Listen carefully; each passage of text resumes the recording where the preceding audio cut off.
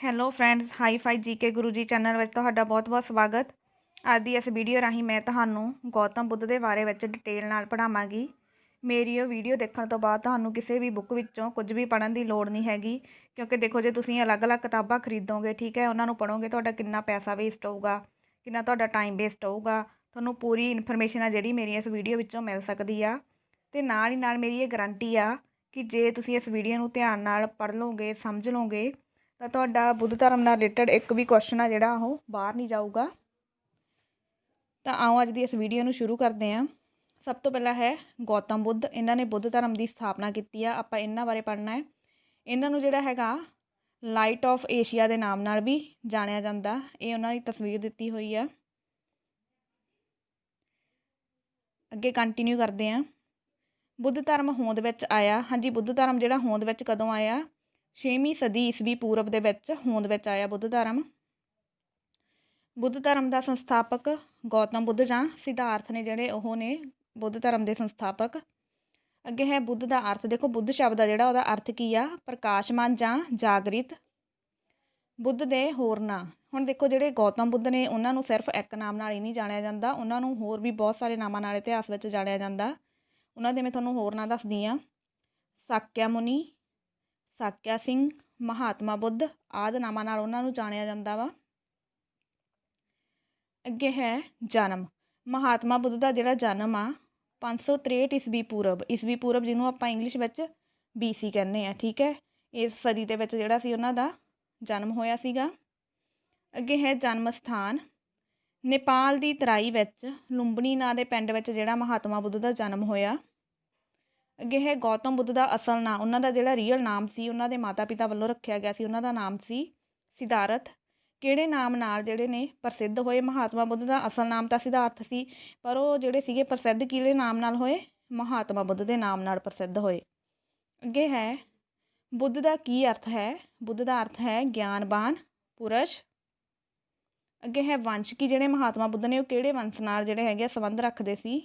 ਉਹ ਰੱਖਦੇ ਸੀ ਸਾਕਿਆ ਰਾਜਵੰਸ਼, ਜਾਂ ਫਿਰ ਕਈ ਥਾਵਾਂ 'ਤੇ ਉਹਨਾਂ ਨੂੰ ਸੂਰਜਵੰਸ਼ੀ ਖੱਤਰੀਆਂ ਦੇ ਜਿਹੜੇ ਹੈਗੇ ਆ ਸਾਕਿਆ ਰਾਜਵੰਸ਼ ਨਾਲ ਦੇ ਨਾਂ ਨਾਲ ਵੀ ਜਾਣਿਆ ਜਾਂਦਾ ਵਾ। ਅੱਗੇ ਹੈ ਪਿਤਾ। ਗੌਤਮ ਬੁੱਧ ਦੇ ਪਿਤਾ ਸੀਗੇ ਸ਼ਧੋਦਨ। ਮਾਤਾ, ਉਹਨਾਂ ਦੀ ਮਾਤਾ ਦਾ ਨਾਂ ਸੀ ਮਹਾਮਾਇਆ ਜਾਂ ਮਹਾਦੇਵੀ, ਜਿਹੜੀ ਕਿਹੜੀ ਸੀ ਕਿ ਕੋਲੀਅਨ ਵੰਸ਼ ਦੀ ਰਾਜਕੁਮਾਰੀ ਸੀ, ਕਸ਼ਤਰੀਆ ਰਾਜਕੁਮਾਰੀ, ਠੀਕ ਹੈ। ਅਤੇ ਗੌਤਮ ਬੁੱਧ ਦੇ ਜਨਮ ਤੋਂ 7ਵੇਂ ਦਿਨ ਬਾਅਦ ਹੀ ਉਹਨਾਂ ਦੀ ਕੀ ਸੀ? ਮੌਤ ਹੋ ਗਈ ਸੀ। ਮਹਾਮਾਇਆ ਨੇ ਬੁੱਧ ਨੂੰ ਜਨਮ ਦਿੱਤਾ ਸੀ। ਇੱਕ ਸ਼ਾਲ ਨਾਂ ਦੇ ਦਰਖਤ ਜਿਹੜਾ ਸੀਗਾ, ਉਹ ਦਰਖਤ ਦੇ ਹੇਠਾਂ ਮਹਾਤਮਾ ਬੁੱਧ ਨੂੰ ਉਹਨਾਂ ਦੀ ਮਾਤਾ ਨੇ ਜਨਮ ਦਿੱਤਾ ਸੀ। ਅੱਗੇ ਹੈ ਮਾਸੀ ਪ੍ਰਜਾਪਤੀ ਗੌਤਮੀ। ਦੇਖੋ ਇਹ ਤੁਸੀਂ ਸੋਚਦੇ ਹੋਵੋਗੇ ਕਿ ਮੈਂ ਉਹਨਾਂ ਦੀ ਮਾਸੀ ਦਾ ਨਾਮ ਕਿਉਂ ਲਿਖਿਆ? ਕਿਉਂਕਿ ਜਦੋਂ ਉਹਨਾਂ ਦੀ ਮਾਂ ਜਿਹੜੀ ਸੀਗੀ ਮਹਾਦੇਵੀ, ਉਹਦੀ ਮੌਤ ਹੋ ਗਈ ਸੀ, ਤਾਂ ਉਹ ਤੋਂ ਬਾਅਦ ਜਿਹੜੇ ਮਹਾਤਮਾ ਬੁੱਧ ਸੀ ਉਹਨਾਂ ਦਾ ਪਾਲਣ ਪੋਸ਼ਣ ਸੀਗਾ ਸਾਰਾ ਉਹਨਾਂ ਦੀ ਮਾਸੀ ਪ੍ਰਜਾਪਤੀ ਗੌਤਮੀ ਨੇ ਕੀਤਾ ਸੀ। ਅੱਗੇ ਹੈ ਮਹਾਤਮਾ ਬੁੱਧ ਦਾ ਵਿਆਹ ਜਿਹੜਾ ਵਾ 16 ਸਾਲ ਦੀ ਉਮਰ ਵਿੱਚ ਹੋਇਆ, ਅਤੇ ਉਹਨਾਂ ਦੀ ਪਤਨੀ ਦਾ ਨਾਮ ਜਿਹੜਾ ਸੀਗਾ ਰਾਜਕੁਮਾਰੀ ਜਸ਼ੋਧਰਾ, ਠੀਕ ਹੈ। ਹੁਣ ਜਿੱਦਾਂ ਮਹਾਤਮਾ ਬੁੱਧ ਦੇ ਬਹੁਤ ਸਾਰੇ ਨਾਮ ਸੀ, ਉੱਦਾਂ ਉਹਨਾਂ ਦੀ ਜਿਹੜੀ ਪਤਨੀ ਸੀ ਉਹ ਵੀ ਸੀਗੀ ਜਿਹੜੀ ਕਿ ਕਾਫੀ ਨਾਮਾਂ ਨਾਲ ਪ੍ਰਸਿੱਧ ਸੀ। ਉਹਦੇ ਹੋਰ ਨਾਮ ਦੱਸਦੀ ਹਾਂ ਤੁਹਾਨੂੰ ਮੈਂ। ਬਿੰਬਾ ਅਤੇ ਗੋਪਾ ਵੀ ਜਿਹੜਾ ਸੀ ਜਸ਼ੋਧਰਾ ਨੂੰ ਕਿਹਾ ਜਾਂਦਾ ਸੀ। ਅੱਗੇ ਹੈ ਮਹਾਤਮਾ ਬੁੱਧ ਦੀ ਸੰਤਾਨ ਦੇ ਬਾਰੇ। ਉਹਨਾਂ ਦਾ ਇੱਕ ਪੁੱਤਰ ਸੀ ਜਿਸ ਦਾ ਨਾਮ ਸੀ ਰਾਹੁਲ। ਰਾਹੁਲ ਸ਼ਬਦ ਜਿਹੜਾ ਹੈਗਾ ਇਹਦਾ ਸ਼ਾਬਦਿਕ ਅਰਥ ਹੁੰਦਾ ਵਾ ਬੰਧਨ,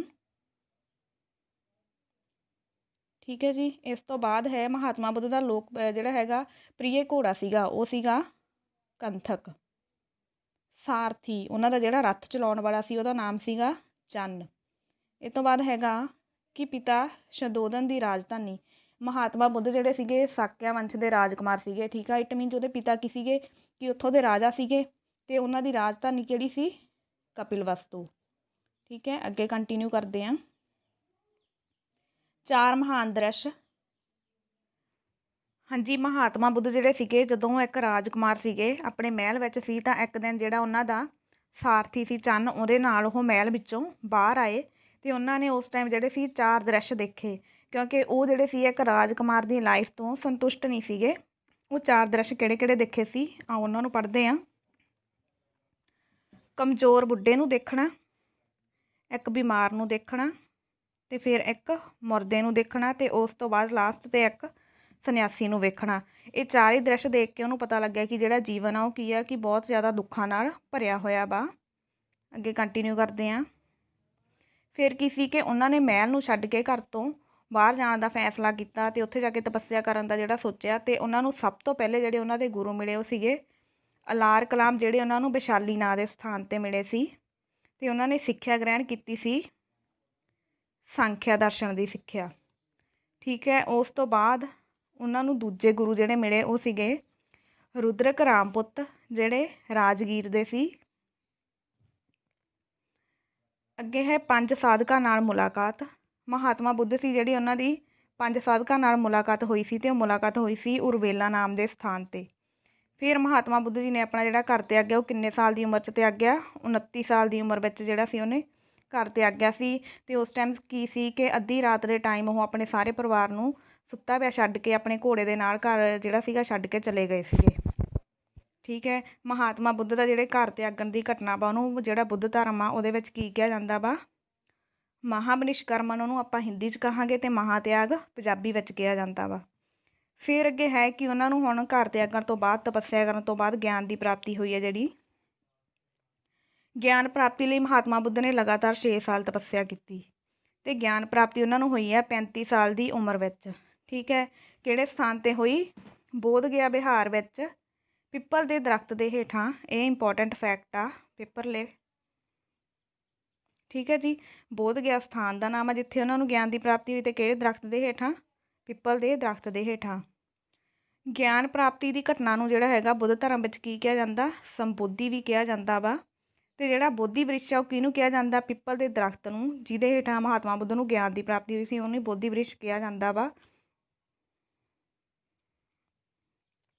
ਅੱਗੇ ਹੈ ਗਿਆਨ ਪ੍ਰਾਪਤੀ ਸਥਾਨ 'ਤੇ ਬਣਿਆ ਮੰਦਰ। ਜਿੱਥੇ ਮਹਾਤਮਾ ਬੁੱਧ ਨੂੰ ਗਿਆਨ ਦੀ ਪ੍ਰਾਪਤੀ ਹੋਈ ਆ ਉੱਥੇ ਇੱਕ ਮੰਦਰ ਬਣਾਇਆ ਗਿਆ ਵਾ, ਉਹਦਾ ਨਾਂ ਹੈ ਮਹਾਬੋਧੀ। ਠੀਕ ਹੈ। ਅਤੇ 2002 ਵਿੱਚ ਜਿਹੜਾ ਯੂਨੈਸਕੋ ਸੀ ਉਹਨੇ ਇਹਨੂੰ ਵਿਸ਼ਵ ਧਰੋਹਰ ਦਾ ਜਿਹੜਾ ਹੈਗਾ ਵਾ ਸਨਮਾਨ ਦਿੱਤਾ ਵਾ। ਅੱਗੇ ਹੈ ਗਿਆਨ ਪ੍ਰਾਪਤੀ ਕਿਹੜੀ ਨਦੀ ਦੇ ਤੱਟ 'ਤੇ ਹੋਈ? ਹੁਣ ਉਹਨਾਂ ਨੂੰ ਜਿਹੜਾ ਸੀਗਾ ਗਿਆਨ ਪ੍ਰਾਪਤੀ ਹੋਈ ਪਿੱਪਲ ਦੇ ਦਰਖਤ ਦੇ ਹੇਠਾਂ ਹੋਈ। ਠੀਕ ਆ। ਬਟ ਉਹ ਕਿਹੜੀ ਨਦੀ ਦੇ ਤੱਟ 'ਤੇ ਸੀ? ਫਾਲਗੂ ਜਾਂ ਨਿਰੰਜਨਾ। ਅਤੇ ਕਈ ਥਾਵਾਂ 'ਤੇ ਉਹਨਾਂ ਦਾ ਨਾਮ ਜਿਹੜਾ ਹੈਗਾ ਨਦੀ ਦਾ ਪੁੰਨ ਵੀ ਦਿੱਤਾ ਹੋਇਆ। ਤਿੰਨੇ ਨਾਮ ਜਿਹੜੇ ਨੇ ਇੱਕੋ ਹੀ ਨਦੀ ਦੇ ਨੇ। ਫਿਰ ਗਿਆਨ ਪ੍ਰਾਪਤੀ ਤੋਂ ਬਾਅਦ ਉਹਨਾਂ ਨੇ ਆਪਣੇ ਉਪਦੇਸ਼ ਦੇਣੇ ਸ਼ੁਰੂ ਕੀਤੇ, ਅਤੇ ਸਭ ਤੋਂ ਪਹਿਲਾ ਜਿਹੜਾ ਉਪਦੇਸ਼ ਉਹਨਾਂ ਨੇ ਦਿੱਤਾ ਉਹ ਦਿੱਤਾ ਸਾਰਨਾਥ, ਜਿਹਦਾ ਉਸ ਟਾਈਮ ਨਾਮ ਸੀ ਰਿਸ਼ੀਪਤਨਮ ਦੇ ਮ੍ਰਿਗਵਾਗ ਵਿਖੇ 5 ਭਿਕਸ਼ੂਆਂ ਨੂੰ ਜਿਹੜਾ ਸੀ ਉਹਨਾਂ ਨੇ ਆਪਣਾ ਉਪਦੇਸ਼ ਦਿੱਤੇ ਸੀਗੇ। ਉਹ 5 ਭਿਕਸ਼ੂ ਦੇ ਜਿਹੜੇ ਸੀ ਉਹਨਾਂ ਦੇ ਨਾਮ ਦਿੱਤੇ ਹੋਏ ਨੇ, ਦੇਖੋ ਕੌਂਡਿਨਿਆ, ਬੱਪਾ, ਬਾਦੀਆ, ਮਹਾਨਾਮਾ, ਅਸਾਗੀ। ਇਹ 5 ਜਿਹੜੇ ਸੀਗੇ ਉਹਨਾਂ ਦੇ ਪਹਿਲੇ ਚੇਲੇ ਸੀ ਜਿਨ੍ਹਾਂ ਨੂੰ ਉਹਨਾਂ ਨੇ ਆਪਣਾ ਉਪਦੇਸ਼ ਦਿੱਤਾ ਸੀ। ਅੱਗੇ ਹੈ ਮਹਾਤਮਾ ਬੁੱਧ ਨੇ ਜਿਹੜੇ ਉਪਦੇਸ਼ ਦਿੱਤੇ ਉਹ ਕਿਹੜੀ ਭਾਸ਼ਾ ਵਿੱਚ ਦਿੱਤੇ ਆ? ਹਾਂਜੀ, ਉਹ ਉਹਨਾਂ ਨੇ ਪਾਲੀ ਭਾਸ਼ਾ ਵਿੱਚ ਉਪਦੇਸ਼ ਦਿੱਤੇ ਆਪਣੇ। ਅਤੇ ਮਹਾਤਮਾ ਬੁੱਧ ਨੇ ਜਿਹੜਾ ਆਪਣਾ ਪਹਿਲਾ ਉਪਦੇਸ਼ ਦਿੱਤਾ ਉਹਨੂੰ ਜਿਹੜਾ ਬੁੱਧ ਧਰਮ ਉਹਦੇ ਵਿੱਚ ਕੀ ਕਿਹਾ ਜਾਂਦਾ? ਧਰਮ ਚੱਕਰ ਪਰਿਵਰਤਨ ਦੇ ਨਾਮ ਨਾਲ ਉਹਨੂੰ ਜਾਣਿਆ ਜਾਂਦਾ ਵਾ, ਪਹਿਲੇ ਉਪਦੇਸ਼ ਨੂੰ। ਅੱਗੇ ਹੈ ਸਭ ਤੋਂ ਵੱਧ ਉਪਦੇਸ਼। ਮਹਾਤਮਾ ਬੁੱਧ ਨੇ ਦੇਖੋ ਪਹਿਲਾ ਉਪਦੇਸ਼ ਤਾਂ ਸਾਰਨਾਥ ਵਿੱਚ ਦਿੱਤਾ ਸੀਗਾ, ਅਤੇ ਜਿਹੜੇ ਸਭ ਤੋਂ ਵੱਧ ਉਪਦੇਸ਼ ਸੀ ਉਹਨਾਂ ਨੇ ਉਹ ਕਿੱਥੇ ਦਿੱਤੇ ਆ? ਕੌਸ਼ਲ ਦੇਸ਼ ਦੀ ਰਾਜਧਾਨੀ ਸਰਾਵਸਤੀ ਦੇ ਵਿੱਚ ਦਿੱਤੇ ਆ। ਅੱਗੇ ਕੰਟੀਨਿਊ ਕਰਦੇ ਹਾਂ। ਹਾਂਜੀ, ਅੱਗੇ ਹੈ ਸਮਕਾਲੀ ਸ਼ਾਸਕ। ਕਿ ਮਹਾਤਮਾ ਬੁੱਧ ਜਿਹੜੇ ਸੀਗੇ ਉਹਨਾਂ ਦਾ ਸਮਕਾਲੀ ਸ਼ਾਸਕ ਕੌਣ ਸੀ? ਉਹ ਸੀ ਬਿੰਬੀਸਾਰ, ਜਿਹੜਾ ਉਸ ਟਾਈਮ ਮਗਧ ਦਾ ਸ਼ਾਸਕ ਸੀ। ਅੱਗੇ ਹੈ ਮਹਾਤਮਾ ਬੁੱਧ ਦੇ ਚੇਲੇ। ਜਿਹੜੇ ਮਹਾਤਮਾ ਬੁੱਧ ਦੇ ਚੇਲੇ ਸੀ ਉਹ 2 ਤਰ੍ਹਾਂ ਦੇ ਸੀ, ਇੱਕ ਸੀਗੇ ਭਿਕਸ਼ੂ ਅਤੇ ਦੂਸਰੇ ਉਪਾਸਕ ਜਿਹੜੇ ਸੀਗੇ। ਹੁਣ ਅੱਗੇ ਆਪਾਂ ਇਹਨਾਂ ਬਾਰੇ ਜਾਣਦੇ ਹਾਂ ਕਿ ਭਿਕਸ਼ੂ ਕੌਣ ਸੀਗੇ।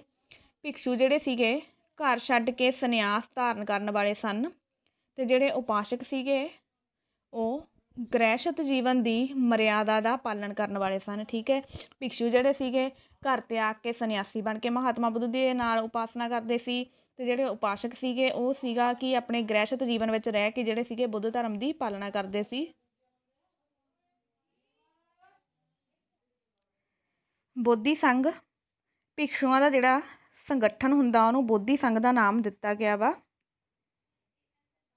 ਇਸਤਰੀਆਂ ਨੂੰ ਸੰਘ ਵਿੱਚ ਸ਼ਾਮਲ ਕਰਵਾਉਣ ਵਾਲਾ ਚੇਲਾ ਕੌਣ ਸੀਗਾ? ਦੇਖੋ ਪਹਿਲਾਂ ਸੀ ਕਿ ਮਹਾਤਮਾ ਬੁੱਧ ਦਾ ਜਿਹੜਾ ਸੀਗਾ ਸੰਘ ਸੀ ਉਹਦੇ ਵਿੱਚ ਸਿਰਫ ਮਰਦ ਜਿਹੜੇ ਸੀ ਉਹੀ ਸ਼ਾਮਿਲ ਹੁੰਦੇ ਸੀ, ਪਰ ਉਹਨਾਂ ਦਾ ਜਿਹੜਾ ਚੇਲਾ ਸੀ ਉਹਦਾ ਨਾਮ ਆਨੰਦ ਸੀ। ਉਹਨੇ ਜਿਹੜਾ ਸੀਗਾ ਮਹਾਤਮਾ ਬੁੱਧ ਨੂੰ ਸਿਫਾਰਿਸ਼ ਕਰਕੇ ਇਸਤਰੀਆਂ ਨੂੰ ਜਿਹੜਾ ਸੀ ਬੁੱਧ ਧਰਮ ਵਿੱਚ ਸ਼ਾਮਿਲ ਹੋਣ ਦੀ ਇਜਾਜ਼ਤ ਦਿਵਾਈ ਸੀ। ਹਾਂਜੀ, ਉਹ ਚੇਲੇ ਦਾ ਨਾਮ ਆਨੰਦ ਸੀ। ਭਿਕਸ਼ਣੀ ਸੰਘ ਦੀ ਜਿਹੜੀ ਇਸਤਰੀ ਮੈਂਬਰ ਆ ਉਹਨੂੰ ਕੀ ਕਿਹਾ ਜਾਂਦਾ? ਭਿਕਸ਼ਣੀ ਕਿਹਾ ਜਾਂਦਾ ਵਾ। ਅੱਗੇ ਕੰਟੀਨਿਊ ਕਰਦੇ ਹਾਂ। ਇਸਤਰੀਆਂ ਨੇ ਸੰਘ ਵਿੱਚ ਪ੍ਰਵੇਸ਼ ਕੀਤਾ। ਹਾਂਜੀ, ਇਸਤਰੀਆਂ ਦੇਖੋ ਸੰਘ ਵਿੱਚ ਆਨੰਦ ਦੇ ਕਹਿਣ 'ਤੇ ਪ੍ਰਵੇਸ਼ ਕਰਵਾਇਆ ਗਿਆ, ਪਰ ਕਿਹੜੇ ਸਥਾਨ 'ਤੇ ਉਹਨਾਂ ਨੇ ਪਹਿਲੀ ਵਾਰ ਪ੍ਰਵੇਸ਼ ਕੀਤਾ? ਵੈਸ਼ਾਲੀ ਵਿਖੇ। ਠੀਕ ਹੈ।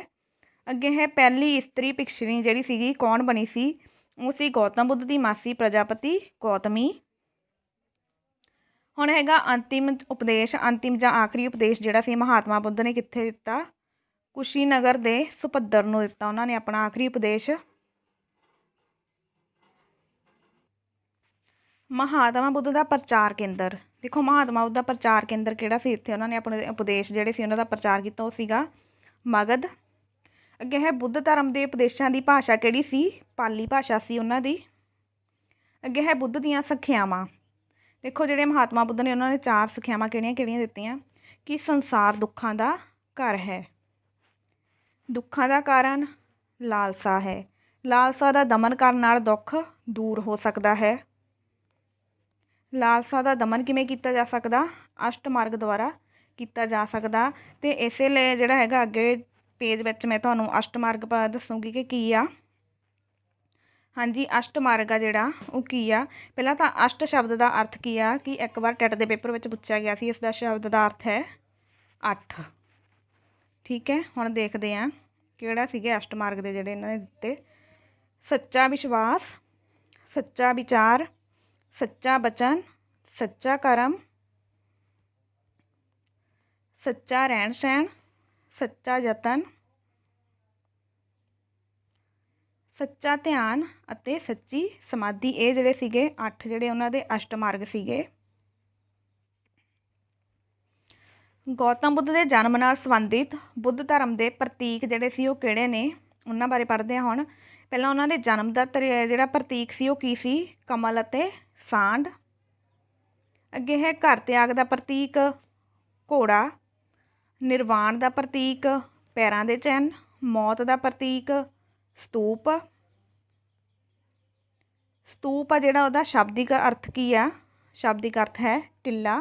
ਹਾਂਜੀ, ਜਿਹੜੀਆਂ ਚੀਜ਼ਾਂ ਵੀ ਮੈਂ ਤੁਹਾਨੂੰ ਅੰਡਰਲਾਈਨ ਕਰਕੇ ਪੜ੍ਹਾ ਰਹੀ ਹਾਂ ਉਹ ਐਗਜ਼ਾਮ ਦੇ ਪੁਆਇੰਟ ਆਫ ਵਿਊ ਤੋਂ ਬਹੁਤ ਜ਼ਿਆਦਾ ਇੰਪੋਰਟੈਂਟ ਨੇ। ਤੁਸੀਂ ਆਪਣਾ ਮੇਨ ਫੋਕਸ ਉਹਨਾਂ ਚੀਜ਼ਾਂ ਉੱਪਰ ਰੱਖੋ।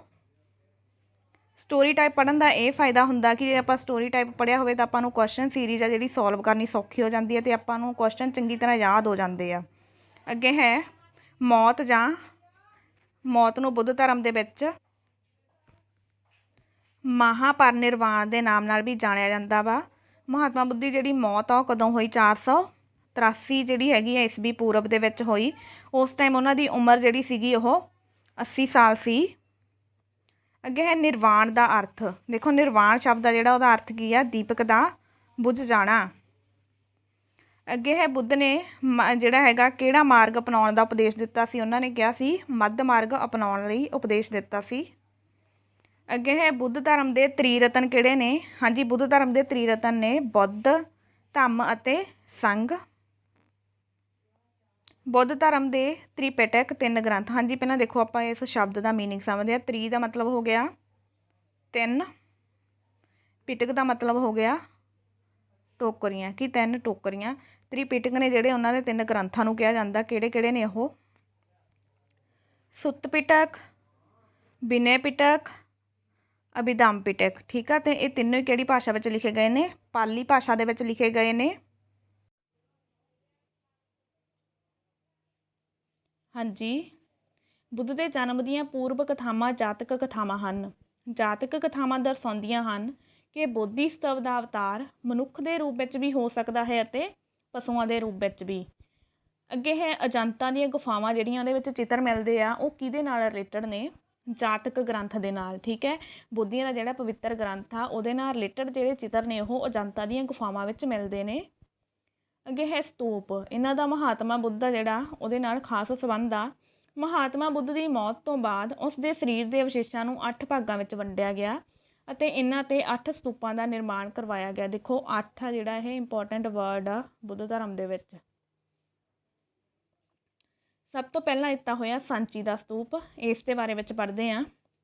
ਇਹ ਸਤੂਪ ਮੱਧ ਪ੍ਰਦੇਸ਼ ਦੇ ਵਿਦਿਸ਼ਾ ਅਤੇ ਭੋਪਾਲ ਦੇ ਮੱਧ ਵਿੱਚ ਸਥਿਤ ਰਾਏਸੈਨ ਜ਼ਿਲ੍ਹੇ ਵਿੱਚ ਹੈ। ਠੀਕ ਹੈ, ਇੱਥੇ ਮੁੱਖ ਸਤੂਪਾਂ ਦੀ ਜਿਹੜੀ ਸੰਖਿਆ ਵਾ ਉਹ ਕਿੰਨੀ ਆ? 3 ਹੈ। ਇਹਨਾਂ ਵਿੱਚੋਂ ਸਭ ਤੋਂ ਵੱਡੇ ਸਤੂਪ ਨੂੰ ਮਹਾ ਸਤੂਪ ਕਿਹਾ ਜਾਂਦਾ ਹੈ। ਇਸ ਦਾ ਨਿਰਮਾਣ ਆ ਜਿਹੜਾ ਕਿਹਨੇ ਕਰਵਾਇਆ? ਅਸ਼ੋਕ ਨੇ ਕਰਵਾਇਆ ਸਾਂਚੀ ਦੇ ਸਤੂਪ ਦਾ ਨਿਰਮਾਣ। ਅਤੇ ਇਸ ਦਾ ਜਿਹੜਾ ਵਿਸਤਾਰ ਆ ਉਹ ਕਿਹਨੇ ਕਰਵਾਇਆ? ਸੌਂਗ ਸ਼ਾਸਕਾਂ ਨੇ ਕਰਵਾਇਆ ਵਾ। ਇਹ ਸਤੂਪ ਪੱਕੀਆਂ ਇੱਟਾਂ ਦਾ ਬਣਿਆ ਸੀ। ਬਾਅਦ ਵਿੱਚ ਸੌਂਗ ਸ਼ਾਸਕਾਂ ਨੇ ਇਸ 'ਤੇ ਪੱਥਰ ਚੜ੍ਹਾਇਆ ਜਦੋਂ ਉਹਨਾਂ ਨੇ ਇਸ ਦਾ ਵਿਸਤਾਰ ਕਰਵਾਇਆ। ਅੱਗੇ ਹੈ ਸਾਰਨਾਥ ਦਾ ਸਤੂਪ। ਠੀਕ ਹੈ, ਸਾਰਨਾਥ ਦੇ ਸਤੂਪ ਬਾਰੇ ਪੜ੍ਹਦੇ ਹਾਂ ਅੱਗੇ। ਇਹ ਵਾਰਾਣਸੀ ਦੇ ਨੇੜੇ ਸਾਰਨਾਥ ਨਾਂ ਦੇ ਸਥਾਨ 'ਤੇ ਸਥਿਤ ਹੈ। ਇਸ ਦਾ ਨਿਰਮਾਣ ਜਿਹੜਾ ਹੈਗਾ ਅਸ਼ੋਕ ਨੇ ਕਰਵਾਇਆ। ਇੱਟਾਂ ਤੋਂ ਬਣੇ ਇਸ ਸਤੂਪ ਦੀ ਉਚਾਈ ਆ ਜਿਹੜੀ ਕਿੰਨੀ ਆ? 128 ਫੁੱਟ ਹੈ। ਇਸ ਨੂੰ ਜਿਹੜਾ ਹੈਗਾ ਉਹ ਇੱਕ ਹੋਰ ਨਾਮ ਨਾਲ ਜਾਣਿਆ ਜਾਂਦਾ, ਉਹ ਹੈ ਧਮੇਖ ਸਤੂਪ ਦੇ ਨਾਮ ਨਾਲ ਵੀ ਜਾਣਿਆ ਜਾਂਦਾ ਵਾ। ਇਸ ਸਤੂਪ ਦਾ ਕੋਈ ਚਬੂਤਰਾ ਨਹੀਂ ਹੈ। ਦੇਖੋ ਕਈ ਵਾਰ ਕੁਐਸਚਨ ਪੁੱਛ ਲਿਆ ਜਾਂਦਾ ਕਿ ਕਿਹੜਾ ਸਤੂਪ ਆ ਜਿਹਦਾ ਕੋਈ ਚਬੂਤਰਾ ਨਹੀਂ ਹੈਗਾ, ਤਾਂ ਉਹ ਕਿਹੜਾ ਵਾ? ਧਮੇਖ ਦਾ ਸਤੂਪ ਜਾਂ ਫਿਰ ਕਿਹੜਾ ਵਾ? ਸਾਰਨਾਥ ਦਾ ਸਤੂਪ। ਠੀਕ ਹੈ, ਇਹ ਤੁਸੀਂ ਯਾਦ ਰੱਖਣਾ ਕਿ ਇਹਦਾ ਕੋਈ ਚਬੂਤਰਾ ਨਹੀਂ ਹੈਗਾ, ਇਹ ਸਿੱਧਾ ਧਰਾਤਲ ਉੱਪਰ ਹੀ ਬਣਿਆ ਹੋਇਆ ਵਾ। ਇਹਨੂੰ ਧਮੇਖ ਦਾ ਸਤੂਪ ਵੀ ਕਿਹਾ ਜਾਂਦਾ। ਅੱਗੇ ਹੈ ਨਾਲੰਦਾ। ਹਾਂਜੀ, ਅੱਗੇ ਨਾਲੰਦਾ ਸਤੂਪ ਬਾਰੇ ਪੜ੍ਹਦੇ ਹਾਂ।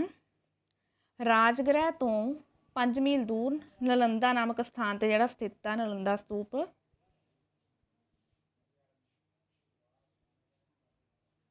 ਬੁੱਧ ਦੇ ਇਸ ਸਤੂਪ ਦਾ ਨਿਰਮਾਣ ਜਿਹੜਾ ਕਿਹਨੇ ਕਰਵਾਇਆ? ਅਸ਼ੋਕ ਨੇ ਕਰਵਾਇਆ ਸੀ। ਅਤੇ ਇਸ ਦੀ ਆਕ੍ਰਿਤੀ ਨੂੰ ਦੇਖ ਕੇ ਲੱਗਦਾ ਹੈ ਕਿ ਜਿਹੜਾ ਇਹ ਸਤੂਪ ਆ ਇਹ ਮੂਲ ਸਤੂਪ ਜਿਹੜਾ ਪਹਿਲਾਂ ਮੱਧ ਭਾਗ ਵਿੱਚ ਸਥਿਤ ਸੀ ਅਤੇ ਬਾਅਦ ਵਿੱਚ ਜਿਹੜਾ ਕੀ ਆ ਉਸ ਨਾਲ ਹੋਰ ਆਕਾਰ ਜੋੜਿਆ ਗਿਆ ਵਾ।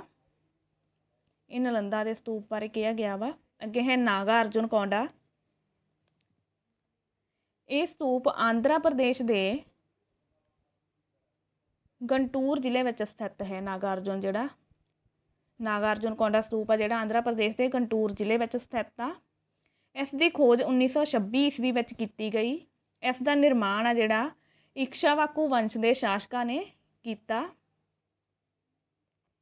ਅੱਗੇ ਹੈ ਅਮਰਾਵਤੀ ਸਤੂਪ, ਜਿਹਨੂੰ ਧਾਨ ਅਕਟਕ ਦੇ ਨਾਮ ਨਾਲ ਵੀ ਜਾਣਿਆ ਜਾਂਦਾ। ਇਹਦੇ ਆਕਾਰ ਨਾਲ ਰਿਲੇਟਡ ਵੀ ਇੱਕ ਕੁਐਸਚਨ ਬਣਦਾ ਵਾ, ਉਹ ਮੈਂ ਤੁਹਾਨੂੰ ਇਹਦੇ ਵਿੱਚ ਹੀ ਪੜ੍ਹਾਉਂਗੀ ਜਦੋਂ ਮੈਂ ਤੁਹਾਨੂੰ ਆਹ ਐਕਸਪਲੇਨੇਸ਼ਨ ਦੱਸੂਗੀ। ਆਂਧਰਾ ਪ੍ਰਦੇਸ਼ ਦੇ ਗੰਟੂਰ ਜ਼ਿਲ੍ਹੇ ਵਿੱਚ ਕ੍ਰਿਸ਼ਨਾ ਨਦੀ ਦੇ ਤੱਟ 'ਤੇ ਜਿਹੜਾ ਹੈਗਾ ਅਮਰਾਵਤੀ ਸਤੂਪ ਬਣਿਆ ਹੋਇਆ। ਇਸ ਦਾ ਪ੍ਰਾਚੀਨ ਨਾਂ ਧਾਨ ਅਕਟਕ ਸੀ। ਇਸ ਦਾ ਪਤਾ ਸਭ ਤੋਂ ਪਹਿਲਾਂ 1797 ਈਸਵੀ ਵਿੱਚ ਕਰਨਲ ਕਾਲਿਨ ਮੈਕੈਂਜੀ ਨੇ ਲਗਾਇਆ। ਘੰਟਾਕ੍ਰਿਤ ਆਕ੍ਰਿਤੀ ਦਾ ਜਿਹੜਾ ਹੈਗਾ ਇਹ ਸਤੂਪ ਬਣਿਆ ਹੋਇਆ। ਦੇਖੋ ਹੁਣ ਇਹਦਾ ਆਕਾਰ ਦੇਖੋ ਕਿ ਕਈ ਵਾਰ ਕੁਐਸਚਨ ਪੁੱਛ ਲਿਆ ਜਾਂਦਾ ਕਿ ਇਹੋ ਜਿਹਾ ਕਿਹੜਾ ਸਤੂਪ ਆ ਜਿਹੜਾ ਘੰਟਾਕ੍ਰਿਤ ਆਕ੍ਰਿਤੀ ਦਾ ਬਣਿਆ ਹੋਇਆ। ਦੇਖੋ ਇਸ ਤਰ੍ਹਾਂ ਬਣਿਆ ਹੋਇਆ ਇਹ, ਇੱਕ ਜਿੱਦਾਂ ਇੱਕ ਮੰਦਿਰ ਦੇ ਘੰਟੇ ਦਾ ਆਕਾਰ ਹੋਵੇ। ਠੀਕ ਆ, ਇਸੇ ਕਰਕੇ ਇਹਨੂੰ ਕੀ ਆ? ਘੰਟਾਕ੍ਰਿਤ ਸਤੂਪ ਦੇ ਨਾਮ ਨਾਲ ਜਾਣਿਆ ਜਾਂਦਾ। ਅੱਗੇ ਕੰਟੀਨਿਊ ਕਰਦੀ ਹੈ। ਅੱਗੇ ਹੈ ਭਰਹੁਤ ਸਤੂਪ। ਹੁਣ ਇਹਦੇ ਬਾਰੇ ਪੜ੍ਹਦੇ ਹਾਂ। ਸਭ ਤੋਂ ਪ੍ਰਾਚੀਨ ਸਤੂਪ, ਦੇਖੋ ਸਭ ਤੋਂ ਪੁਰਾਣਾ ਸਤੂਪ ਆ ਜਿਹੜਾ ਪ੍ਰਾਚੀਨ ਸਤੂਪ ਭਰਹੁਤ ਸਤੂਪ ਮੱਧ ਪ੍ਰਦੇਸ਼ ਦੇ ਸਤਨਾ ਜ਼ਿਲ੍ਹੇ ਵਿੱਚ ਜਿਹੜਾ ਸਥਿਤ ਆ। ਇਸ ਦੀ ਖੋਜ 1873 ਈਸਵੀ ਵਿੱਚ ਅਲੈਗਜ਼ੈਂਡਰ ਕਨਿੰਗਮ ਨੇ ਕੀਤੀ। ਕਿਹੜੇ ਸਤੂਪ ਦੀ? ਭਰਹੁਤ ਸਤੂਪ ਦੀ। ਭਗਵਾਨ ਬੁੱਧ ਦੀਆਂ ਅਸਥੀਆਂ ਜਿਹੜੀਆਂ ਉੱਪਰ ਬਣਾਇਆ ਗਿਆ ਵਾ। ਦੇਖੋ ਜਿਹੜਾ ਭਰਹੁਤ ਸਤੂਪ ਆ ਨਾ ਉਹ ਕਿਹਦੀਆਂ ਅਸਥੀਆਂ ਉੱਪਰ ਬਣਾਇਆ ਗਿਆ ਵਾ? ਭਗਵਾਨ ਬੁੱਧ ਦੀਆਂ ਜਿਹੜੀਆਂ ਅਸਥੀਆਂ ਨੇ ਉਹਨਾਂ ਉੱਪਰ ਇਹ ਬਣਾਇਆ ਗਿਆ ਵਾ। ਭਗਵਾਨ ਬੁੱਧ ਦੀਆਂ ਅਸਥੀਆਂ ਉੱਪਰ। ਅੱਗੇ ਹੈ ਬੋਰੋਬਦੂਰ ਦਾ ਬੁੱਧ ਸਤੂਪ। ਠੀਕ ਹੈ, ਆ ਦੇਖੋ ਇਸ ਆਕਾਰ ਵਿੱਚ ਵੈਸੇ ਵੀ ਵੱਡਾ ਹੀ ਲੱਗਦਾ ਦੇਖਣ ਨੂੰ ਸਾਰਿਆਂ ਤੋਂ। ਸੈਲਿੰਦਰ ਰਾਜਿਆਂ ਦੁਆਰਾ ਨਿਰਮਿਤ ਵਿਸ਼ਵ ਦਾ ਸਭ ਤੋਂ ਵੱਡਾ ਸਤੂਪ ਕਿਹੜਾ ਵਾ? ਬੋਰੋਬਦਰ ਦਾ ਸਤੂਪ। ਠੀਕ ਹੈ, ਜਾਵਾ ਇੰਡੋਨੇਸ਼ੀਆ ਦੇ ਵਿੱਚ ਇਹ ਸਥਿਤ ਆ। ਨੈਕਸਟ ਹੈ ਪਿਪਰਹਵਾ ਸਤੂਪ ਆ ਜਿਹੜਾ, ਉਹਦੇ ਬਾਰੇ ਪੜ੍ਹਦੇ ਹਾਂ। ਕਲਾ ਅਤੇ ਸਥਾਪਿਤ ਕਲਾ ਖੇਤਰ ਤੋਂ ਜਿਹੜਾ ਹੈਗਾ ਉਹਦੇ ਵਿੱਚ ਜੇ ਦੇਖਿਆ ਜਾਵੇ ਤਾਂ ਸਭ ਤੋਂ ਪ੍ਰਾਚੀਨ ਅਤੇ ਵੱਡੀ ਉਪਲਬਧੀ ਦੀ ਜਾਣਕਾਰੀ ਦੇਣ ਵਾਲਾ ਇਹ ਸਤੂਪ ਆ ਜਿਹੜਾ ਉੱਤਰ ਪ੍ਰਦੇਸ਼ ਦੇ ਬਸਤੀ ਜ਼ਿਲ੍ਹੇ ਵਿੱਚ ਸਥਿਤ ਆ। ਠੀਕ ਹੈ, ਪਿਪਰਹਵਾ ਜਿਹੜਾ ਇਹ ਮੌਰੀਆ ਯੁੱਗ ਵਿੱਚ ਬਣਿਆ ਵਾ। ਇਸ ਦਾ ਵਿਆਸ ਆ ਜਿਹੜਾ ਕਿੰਨਾ ਵਾ? 116 ਫੁੱਟ ਅਤੇ ਚੌੜਾਈ 22 ਫੁੱਟ ਹੈ। ਖੁਦਾਈ ਦੇ ਦੌਰਾਨ ਇਸ ਸਤੂਪ ਅੰਦਰ ਇੱਕ ਮੂਰਤੀ ਅਤੇ ਬੁੱਧ ਦੇ ਅਵਸ਼ੇਸ਼ ਰੱਖੇ ਗਏ ਹਨ। ਠੀਕ ਹੈ, ਅੱਗੇ ਹੈ ਬੁੱਧ ਧਰਮ ਦੇ 4 ਜਿਹੜੇ ਆਰੀਆ ਸੱਚ ਨੇ ਉਹ ਕਿਹੜੇ ਨੇ? ਇਹ ਤਾਂ ਸੀਗੇ ਸਤੂਪ। ਸਤੂਪ ਨਾਲ ਰਿਲੇਟਡ ਜਿਹੜੀ ਸਾਰੀ ਇਨਫੋਰਮੇਸ਼ਨ ਆ ਤੁਸੀਂ ਉਹ ਚੰਗੀ ਤਰ੍ਹਾਂ ਯਾਦ ਕਰ ਲੈਣੀ ਆ, ਕਿਉਂਕਿ ਐਗਜ਼ਾਮ ਲਈ ਉਹ ਬਹੁਤ ਜ਼ਿਆਦਾ ਇੰਪੋਰਟੈਂਟ ਆ। ਅੱਗੇ ਬੁੱਧ ਧਰਮ ਦੇ ਜਿਹੜੇ 4 ਆਰੀਆ ਸੱਚ ਨੇ ਉਹ ਕਿਹੜੇ ਨੇ? ਸਭ ਤੋਂ ਪਹਿਲਾਂ ਹੈ ਦੁੱਖ, ਦੁੱਖ ਸਮੁਦਾਇ, ਦੁੱਖ ਨਿਰੋਧ, ਗਾਮਨੀ ਪ੍ਰਤੀਪਦਾ। ਠੀਕ ਹੈ, ਇਹ ਚਾਰੇ ਜਿਹੜੇ ਨੇ ਉਹਦੇ ਆਰੀਆ ਸੱਚ ਨੇ। ਅੱਗੇ ਹੈ ਮਹਾਪਰਿਨਿਰਵਾਣ ਤੋਂ ਬਾਅਦ ਬੁੱਧ ਦੇ ਅਸਥੀ ਅਵਸ਼ੇਸ਼ 8 ਸਥਾਨਾਂ 'ਤੇ ਰੱਖੇ ਗਏ। ਠੀਕ ਹੈ, ਉਹ 8 ਸਥਾਨ ਕਿੱਥੇ ਨੇ? ਮਗਧ ਦੇ ਏਰੀਏ ਦੇ ਵਿੱਚ ਹੀ ਨੇ। ਮਗਧ, ਵੈਸ਼ਾਲੀ, ਕਪਿਲਵਸਤੂ, ਅਲਕਪ, ਠੀਕ ਹੈ, ਰਾਮਗ੍ਰਾਮ, ਪਾਵਾ, ਕੁਸ਼ੀਨਗਰ ਅਤੇ ਬੇਥਾਦੀਪ। ਇਹਨਾਂ 8 ਖੇਤਰਾਂ ਵਿੱਚ ਜਿਹੜੇ ਸਤੂਪ ਬਣਵਾਏ ਗਏ ਆ। ਸੌਰੀ, ਪਹਿਲਾਂ ਮੈਥੋਂ ਗਲਤੀ ਨਾਲ ਜਿਹੜਾ ਸੀਗਾ ਉਹ ਬੋਲਿਆ ਗਿਆ, ਇਕੱਲਾ ਮਗਧ ਬੋਲਿਆ ਗਿਆ। ਅੱਗੇ ਹੈ ਬੁੱਧ ਮਤ ਦਾ ਜਿਹੜਾ ਪ੍ਰਚਾਰ ਅਤੇ ਪ੍ਰਸਾਰ ਆ, ਠੀਕ ਹੈ, ਉਹ ਕਿਹੜੇ ਕਿਹੜੇ ਦੇਸ਼ਾਂ ਵਿੱਚ ਹੋਇਆ? ਉਹ ਹੋਇਆ ਭਾਰਤ, ਚੀਨ, Tibet, Japan, Sri Lanka, Burma, Korea, Thailand, Mongolia ਅਤੇ ਮੱਧ ਏਸ਼ੀਆ ਦੇ ਕਈ ਦੇਸ਼ਾਂ ਵਿੱਚ ਹੋਇਆ। ਇਸੇ ਕਰਕੇ ਮਹਾਤਮਾ ਬੁੱਧ ਨੂੰ ਲਾਈਟ ਆਫ ਏਸ਼ੀਆ ਦੇ ਨਾਮ ਨਾਲ ਜਾਣਿਆ ਜਾਂਦਾ, ਕਿਉਂਕਿ ਏਸ਼ੀਆ ਦੇ ਬਹੁਤ ਸਾਰੇ ਦੇਸ਼ਾਂ ਵਿੱਚ ਬੁੱਧ ਧਰਮ ਦਾ ਪ੍ਰਚਾਰ ਹੋਇਆ ਸੀ। ਅੱਗੇ ਹੈ ਬੁੱਧ ਧਰਮ ਦਾ ਪ੍ਰਚਾਰ ਕਰਨ ਵਾਲੇ ਰਾਜੇ ਕਿਹੜੇ ਕਿਹੜੇ ਸੀਗੇ? ਤਾਂ ਉਹ ਸੀ ਅਸ਼ੋਕ ਅਤੇ ਕਨਿਸ਼ਕ। ਹੁਣ ਅੱਗੇ ਹੈ ਬੁੱਧ ਧਰਮ ਦੇ 10 ਜਿਹੜੇ ਸੀਲ ਨੇ ਉਹ ਕਿਹੜੇ ਕਿਹੜੇ ਨੇ? ਸਭ ਤੋਂ ਪਹਿਲਾਂ ਹੈ ਅਹਿੰਸਾ, ਸੱਚ, ਅਸੱਤੇ ਜਾਂ ਚੋਰੀ ਨਾ ਕਰਨਾ, ਅਪਰਗ੍ਰਹਿ ਮਤਲਬ ਕਿਸੇ ਪ੍ਰਕਾਰ ਦੀ ਸੰਪત્ਤੀ ਨਾ ਰੱਖਣਾ, ਸ਼ਰਾਬ ਦੀ ਵਰਤੋਂ ਨਾ ਕਰਨਾ, ਅਸਮੇਂ ਭੋਜਨ ਨਾ ਕਰਨਾ ਮਤਲਬ ਕਿ ਬੇਟਾਈਮ ਆ ਜਿਹੜਾ ਭੋਜਨ ਨਾ ਖਾਣਾ, ਸੁਖਦਾਇਕ ਬਿਸਤਰ 'ਤੇ ਨਾ ਸੌਣਾ, ਗਹਿਣਿਆਂ ਦਾ ਤਿਆਗ ਕਰਨਾ, ਇਸਤਰੀਆਂ ਤੋਂ ਦੂਰ ਰਹਿਣਾ, ਬ੍ਰਹਮਚਾਰਿਆ ਜੀਵਨ ਜਿਹੜਾ ਸੀ ਬਤੀਤ ਕਰਨਾ, ਜਾਣੀ ਕਿ ਵਿਵਚਾਰ ਆਦਿ ਤੋਂ ਦੂਰ ਰਹਿਣਾ। ਹੁਣ ਅੱਗੇ ਹੈ ਬੁੱਧ ਧਰਮ ਦੇ ਜਿਹੜੇ ਦਰਸ਼ਨ ਨੇ ਉਹਨਾਂ ਬਾਰੇ ਪੜ੍ਹਦੇ ਹਾਂ। ਸਭ ਤੋਂ ਪਹਿਲਾਂ ਹੈ ਅਣਈਸ਼ਵਰਵਾਦ, ਕਿ ਈਸ਼ਵਰ ਦੀ ਸੱਤਾ ਵਿੱਚ ਵਿਸ਼ਵਾਸ ਨਹੀਂ ਸੀਗਾ ਬੁੱਧ ਧਰਮਾਂ ਵਾਲਿਆਂ ਨੂੰ। ਫਿਰ ਹੈਗਾ ਸ਼ੂਨਿਅਤਾਵਾਦ, ਸੰਸਾਰ ਦੀਆਂ ਸਾਰੀਆਂ ਵਸਤੂਆਂ ਅਤੇ ਪਦਾਰਥਾਂ ਜਿਹੜੇ ਕੀ ਮੰਨਦੇ ਆ ਉਹ ਨਾਸਵਾਨ ਹਨ। ਅਣ ਆਤਮਵਾਦ, ਕੀ ਆਤਮ ਚੇਤਨਾ 'ਤੇ ਸਭ ਤੋਂ ਵੱਧ ਜ਼ੋਰ ਆ। ਅਸਥਿਰਵਾਦ, ਕਿ ਸੰਸਾਰ ਦੀ ਕੋਈ ਵੀ ਚੀਜ਼ ਆ ਜਿਹੜੀ ਉਹ ਸਥਿਰ ਨਹੀਂ ਹੈਗੀ। ਅੱਗੇ ਹੈਗੇ ਜਿਹੜੇ ਮੁੱਖ ਬੌਧ ਸਾਹਿਤ ਨੇ, ਉਹਨਾਂ ਦੇ ਗ੍ਰੰਥ ਨੇ ਅਤੇ ਉਹਨਾਂ ਦੇ ਲੇਖਕ ਨੇ। ਸਭ ਤੋਂ ਪਹਿਲਾਂ ਹੈ ਸੁੱਤ ਪਿਟਕ, ਉਹਦੇ ਲੇਖਕ ਹੈਗੇ ਆ ਆਨੰਦ, ਇਹ ਇੰਪੋਰਟੈਂਟ ਨੇ ਐਗਜ਼ਾਮ ਲਈ। ਵਿਨੈ ਪਿਟਕ ਦੇ ਉਪਾਲੀ, ਇਹ ਮਹਾਤਮਾ ਬੁੱਧ ਦੇ ਚੇਲੇ ਸੀਗੇ। ਅੱਗੇ ਹੈ ਅਭਿਧੰਮ ਪਿਟਕ, ਉਹਦੇ ਹੈ ਮੋਗਲੀਪਤ ਤਿਸ਼ਸ਼, ਮਲਿੰਦਪਾਨੋ ਨਾਗਸੈਨ ਦੁਆਰਾ ਲਿਖੀ ਗਈ। ਕਥਾਵਸਤੂ ਮੋਗਲੀਪਤ ਤਿਸ਼ਸ਼ ਦੁਆਰਾ ਲਿਖਿਆ ਗਿਆ।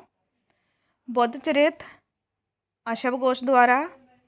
ਮਹਾਵਿਭਾਸ਼ ਸ਼ਸਤਰ ਆ ਜਿਹੜਾ ਉਹ ਵਸੂਮਿੱਤਰ ਦੁਆਰਾ ਲਿਖਿਆ ਗਿਆ। ਅੱਗੇ ਹੈ ਬੁੱਧ ਧਰਮ ਨਾਲ ਸੰਬੰਧਿਤ ਜਿਹੜੀ ਹੋਰ ਜਾਣਕਾਰੀ ਆ ਉਹ ਦੇਖਦੇ ਹਾਂ। ਬੁੱਧ ਸੰਘ ਦੀ ਸੰਰਚਨਾ ਆਧਾਰਿਤ ਹੈ ਗਣਤੰਤਰ ਪ੍ਰਣਾਲੀ 'ਤੇ।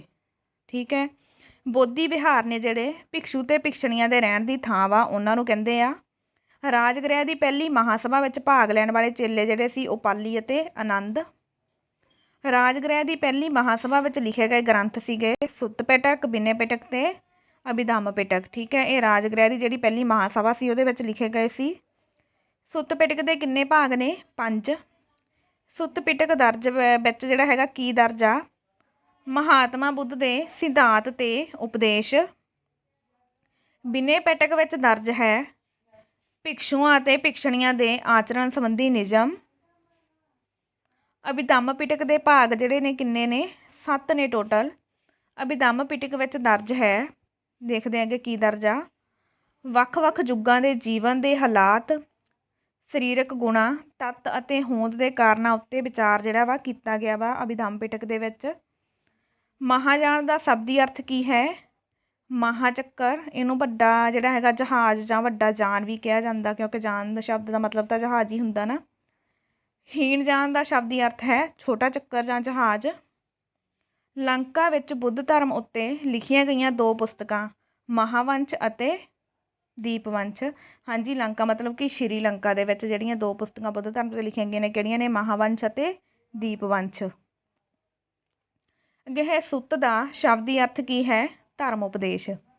ਪਿਟਕ ਦਾ ਸ਼ਬਦੀ ਅਰਥ ਹੈ ਟੋਕਰੀ। ਵਿਜੇਵਾੜਾ ਵਿੱਚ ਰਹਿ ਕੇ ਬੌਧ ਗ੍ਰੰਥਾਂ ਦਾ ਅਧਿਐਨ ਕਰਨ ਵਾਲਾ ਚੀਨੀ ਯਾਤਰੀ ਕਿਹੜਾ ਸੀਗਾ? ਉਹ ਸੀਗਾ ਜੁਆਨ ਸਾਂਗ। ਬੁੱਧ ਧਰਮ ਦਾ ਇਨਸਾਈਕਲੋਪੀਡੀਆ ਕਿਹਨੂੰ ਕਹਿੰਦੇ ਆ? ਸੁੱਤ ਪਿਟਕ ਗ੍ਰੰਥ ਆ ਜਿਹੜਾ ਉਹਨੂੰ ਕਹਿੰਦੇ ਆ। ਸ਼੍ਰੀਲੰਕਾ ਵਿੱਚ ਰਚੇ ਗਏ ਜਿਹੜੇ ਗ੍ਰੰਥ ਨੇ ਬੁੱਧ ਧਰਮ ਨਾਲ ਰਿਲੇਟਡ ਕਿਹੜੇ-ਕਿਹੜੇ ਨੇ? ਮਹਾਵੰਸ਼ ਅਤੇ ਦੀਪਵੰਸ਼। ਭਾਰਤ ਅਤੇ ਸ਼੍ਰੀਲੰਕਾ ਦੇ ਇਤਿਹਾਸ ਸੰਬੰਧੀ ਮਹੱਤਵਪੂਰਨ ਜਾਣਕਾਰੀ ਕਿਹੜੇ ਗ੍ਰੰਥ ਤੋਂ ਮਿਲਦੀ ਆ? ਉਹ ਮਿਲਦੀ ਆ ਮਹਾਵੰਸ਼ ਗ੍ਰੰਥ ਤੋਂ। ਬੁੱਧ ਧਰਮ ਦੇ ਸੰਸਕ੍ਰਿਤ ਭਾਸ਼ਾ ਵਿੱਚ ਲਿਖੇ ਗਏ ਗ੍ਰੰਥ ਆ ਜਿਹੜੇ ਉਹ ਕਿਹੜੇ-ਕਿਹੜੇ ਨੇ? ਬੁੱਧ ਚਰਿਤ ਤੇ ਸੁੰਦਰਾਨੰਦ ਦੋਨੇ ਨੇ ਸੰਸਕ੍ਰਿਤ ਭਾਸ਼ਾ ਵਿੱਚ ਲਿਖੇ ਗਏ ਨੇ। ਬੁੱਧ ਧਰਮ ਦਾ ਰਮਾਇਣ ਆ ਜਿਹੜਾ ਕਿਹਨੂੰ ਕਿਹਾ ਜਾਂਦਾ ਵਾ? ਬੁੱਧ ਚਰਿਤ ਨੂੰ ਕਿਹਾ ਜਾਂਦਾ ਵਾ। ਬੁੱਧ ਧਰਮ ਦਾ ਵਿਸ਼ਵਕੋਸ਼ ਜਾਂ ਟੀਕਾ ਕਿਹਨੂੰ ਕਿਹਾ ਜਾਂਦਾ ਵਾ? ਉਹ ਕਿਹਾ ਜਾਂਦਾ ਮਹਾਵਿਭਾਸ਼ਾ ਸ਼ਾਸਤਰ ਆ ਜਾਂ ਮਹਾਵਿਭਾਸ਼ਾ ਸ਼ਾਸਤਰ ਆ ਜਿਹੜਾ ਉਹਨੂੰ ਕਿਹਾ ਜਾਂਦਾ ਵਾ। ਬੁੱਧ ਦੇ ਪੰਚਸ਼ੀਲ ਸਿਧਾਂਤਾਂ ਦਾ ਵਰਣਨ ਜਿਹੜਾ ਕਾਹਦੇ ਵਿੱਚ ਆ? ਸੰਦੋਗਿਆ ਉਪਨਿਸ਼ਦ ਵਿੱਚੋਂ ਲਿਆ ਗਿਆ ਵਾ, ਇਹ ਉਹਦੇ ਵਿੱਚ ਨਹੀਂ ਹੈਗਾ। ਪ੍ਰਸਿੱਧ ਜਾਤਕ ਕਥਾ ਜਿਹੜੀ ਕਿਹੜੀ ਆ? ਉਹ ਹੈ ਖੁਦਕ ਨਿਕਾਏ। ਬੌਧ ਗ੍ਰੰਥਾਂ ਵਿੱਚ ਸਿੱਕਿਆਂ ਲਈ ਵਰਤਿਆ ਜਾਣ ਵਾਲਾ ਸ਼ਬਦ ਕਿਹੜਾ ਵਾ? ਉਹ ਹੈ ਕਹਾਪਨ। ਸਿੱਕਿਆਂ ਨੂੰ ਕਿਹਾ ਜਾਂਦਾ ਸੀ ਉਸ ਟਾਈਮ ਦੇ ਵਿੱਚ। ਅੱਗੇ ਹੈ ਬੁੱਧ ਧਰਮ ਦੀ ਮੈਂਬਰਸ਼ਿਪ ਲਈ ਉਮਰ ਆ ਜਿਹੜੀ ਕਿੰਨੀ ਆ? 15 ਸਾਲ। ਅਤੇ ਜਿਹੜੇ ਉਹਦੇ ਮੈਂਬਰ ਸੀ ਉਹ ਪੀਲੇ ਰੰਗ ਦੇ ਕੱਪੜੇ ਪਾਉਂਦੇ ਸਨ। ਬੌਧ ਭਿਕਸ਼ੂ ਕਿਹੜੀ ਰੁੱਤ ਨੂੰ ਛੱਡ ਕੇ ਸਦਾ ਭਰਮਣਸ਼ੀਲ ਰਹਿੰਦੇ ਸਨ? ਭਰਮਣਸ਼ੀਲ ਮਤਲਬ ਕਿ ਯਾਤਰਾ ਕਰਦੇ ਘੁੰਮਦੇ ਫਿਰਦੇ ਰਹਿੰਦੇ ਸੀ ਵਰਖਾ ਰੁੱਤ ਨੂੰ ਛੱਡ ਕੇ। ਬੌਧ ਭਿਕਸ਼ੂਆਂ ਨੇ ਧਾਰਨ ਕੀਤੇ ਤਚੀਵਰ ਮਤਲਬ ਕਿ 3 ਕੱਪੜੇ। ਅੰਦਰ ਵਾਰਸ਼ਕ, ਉੱਤਰ ਸੰਘ ਅਤੇ ਸੰਘਾਟੀ ਜਿਹੜੇ ਸੀ ਉਹਨਾਂ ਦੇ ਕੱਪੜਿਆਂ ਦੇ ਨਾਮ ਸੀ। ਹੀਣਯਾਨ ਦਾ ਮੁੱਖ ਟੀਚਾ ਕੀ ਸੀ? ਨਿਰਵਾਣ ਪ੍ਰਾਪਤੀ। ਹੀਨਯਾਨ ਦੀ ਜਿਹੜੀ ਸ਼ਾਖਾ ਸੀ, ਠੀਕ ਹੈ, ਉਹਦੇ ਸੰਸਥਾਪਕ ਕੌਣ ਸੀ? ਦੇਵਰਾਜ ਜਿਹੜਾ ਸੀਗਾ ਉਹਦਾ ਸੰਸਥਾਪਕ ਸੀ ਹੀਨਯਾਨ ਸ਼ਾਖਾ ਦਾ। ਬੁੱਧ ਧਰਮ ਦੇ ਮੁੱਢਲੇ ਸਿਧਾਂਤਾਂ ਵਿੱਚ ਵਿਸ਼ਵਾਸ ਜਿਹੜੇ ਸੀ ਰੱਖਦੇ ਸਨ ਅਤੇ ਜਿਹੜੇ ਸੀਗੇ ਪਰੰਪਰਾਵਾਦੀ ਸਨ। ਕੌਣ? ਹੀਨਯਾਨ ਜਿਹੜੇ ਸੀਗੇ। ਇਹਨਾਂ ਦੀ ਭਾਸ਼ਾ ਪਾਲੀ ਸੀ ਅਤੇ ਇਹ ਪੂਜਾ ਨਹੀਂ ਕਰਦੇ ਸੀ। ਮਹਾਯਾਨ ਦਾ ਮੁੱਖ ਟੀਚਾ ਕੀ ਸੀਗਾ? ਸਵਰਗ ਦੀ ਪ੍ਰਾਪਤੀ। ਮਹਾਯਾਨ ਸੰਪਰਦਾਇ ਦਾ ਜਨਮ ਜਿਹੜਾ ਸੀ ਆਂਧਰਾ ਪ੍ਰਦੇਸ਼ ਵਿੱਚ ਹੋਇਆ ਮੰਨਿਆ ਜਾਂਦਾ ਹੈ। ਮਹਾਯਾਨ ਸ਼ਾਖਾ ਬਾਰੇ ਅੱਗੇ ਪੜ੍ਹਦੇ ਹਾਂ। ਹਾਂਜੀ, ਬੁੱਧ ਧਰਮ ਦੀ ਜਿਹੜੀ ਮਹਾਯਾਨ ਸ਼ਾਖਾ ਸੀ ਬੋਧੀ ਸਿਧਾਂਤ ਵਿੱਚ ਵਿਸ਼ਵਾਸ ਰੱਖਦੇ ਸਨ ਅਤੇ ਉਦਾਰਵਾਦੀ ਸਨ। ਨਾਗਾ ਅਰਜੁਨ ਨੇ ਜਿਹੜੀ ਸੀ ਮਹਾਯਾਨ ਜਿਹੜਾ ਸੰਘ ਸੀ ਉਹਦੀ ਸਥਾਪਨਾ ਕੀਤੀ ਸੀ। ਇਹਨਾਂ ਦੀ ਭਾਸ਼ਾ ਸੰਸਕ੍ਰਿਤ ਸੀ। ਪੂਜਾ ਕਰਦੇ ਸੀ, ਮਾਂਸ ਖਾਂਦੇ ਸੀ। ਮਹਾਕਸ਼ਯਪ ਵੀ ਮਹਾਯਾਨ ਨੂੰ ਜਿਹੜਾ ਸੀਗਾ ਸ਼ਾਖਾ ਨੂੰ ਮੰਨਦਾ ਸੀ। ਅੱਗੇ ਹੈ ਬੱਜਰਯਾਨ ਸ਼ਾਖਾ ਹੋਂਦ ਵਿੱਚ ਆਈ ਕਦੋਂ? 8ਵੀਂ ਸਦੀ ਬੰਗਾਲ ਅਤੇ ਬਿਹਾਰ ਵਿੱਚ। ਬੱਜਰਯਾਨ ਦੀ ਧਾਰਮਿਕ ਪੁਸਤਕ ਜਿਹੜੀ ਕਿਹੜੀ ਸੀ? ਮਹਾਨਿਰਵਾਣ ਤੰਤਰ। ਬੱਜਰਯਾਨ ਦਾ ਮਹੱਤਵਪੂਰਨ ਵਿਹਾਰ ਕਿਹੜਾ ਸੀ? ਵਿਕਰਮਸ਼ਿਲਾ ਜਿਹੜਾ ਬਿਹਾਰ ਵਿਖੇ ਆ ਸਥਿਤ। ਬੁੱਧ ਧਰਮ ਦਾ ਜਿਹੜਾ ਅੰਤਿਮ ਉਦੇਸ਼ ਕੀ ਸੀਗਾ? ਉਹ ਸੀਗਾ ਨਿਰਵਾਣ, ਜਾਣੀ ਕਿ ਜਨਮ ਮਰਨ ਜਾਂ ਆਵਾਗਮਨ ਆ ਜਿਹੜਾ ਉਹਦੇ ਚੱਕਰ ਤੋਂ ਮੁਕਤੀ ਹੋਣਾ। ਆਵਾਗਮਨ ਮਤਲਬ ਕਿ ਫਿਰ ਜਨਮ ਲੈਣਾ ਮਰਨਾ, ਜਨਮ ਲੈਣਾ ਮਰਨਾ, ਠੀਕ ਆ, ਇਹਨੂੰ ਆਵਾਗਮਨ ਦਾ ਚੱਕਰ ਕਹਿੰਦੇ ਆ। ਸੰਸਾਰ ਦੁੱਖਾਂ ਦਾ ਘਰ ਹੈ ਸਿਧਾਂਤ ਜਿਹੜਾ ਵਾ ਮਹਾਤਮਾ ਬੁੱਧ ਨੇ ਲਿਆ ਸੀਗਾ। ਕਿੱਥੋਂ ਲਿਆ ਸੀ? ਉਪਨਿਸ਼ਦਾਂ ਵਿੱਚੋਂ ਲਿਆ ਸੀਗਾ। ਇੱਕ ਸੰਦੂਕ ਜਿਸ ਵਿੱਚ ਮਹਾਤਮਾ ਬੁੱਧ ਦੀਆਂ ਅਸਥੀਆਂ ਅਤੇ ਹੋਰ ਸਮਾਨ ਆ ਉਹਨੂੰ ਕੀ ਕਹਿੰਦੇ ਆ? ਉਹਨੂੰ ਕਹਿੰਦੇ ਆ ਧਾਤੂ ਮੰਜੂਸਾ।